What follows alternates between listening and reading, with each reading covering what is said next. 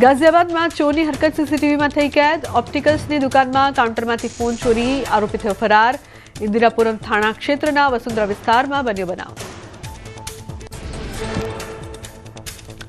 સુરેન્દ્રનગરમાં સસ્તામાં ડોલર આપવાની લાલચ આપી છેતરપિંડી।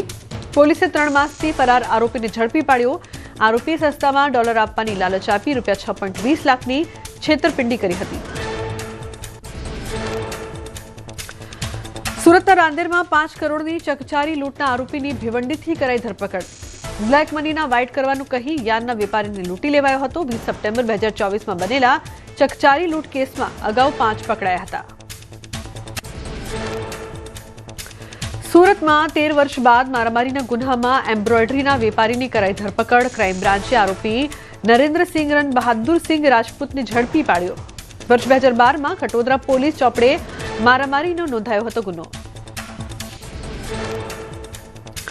અમદાવાદના મેઘાણીનગર વિસ્તારમાં યુવકની છરીના ઘા ઝીંકીને કરાઈ હત્યા। મિત્ર સાથે જઈ રહેલા યુવકને અજાણ્યા શખ્સે છરીના ઘા ઝીંકીને કરી હત્યા। પ્રેમ સંબંધ કે જૂની અદાવતમાં હત્યા કરી હોવાની આશંકા છે।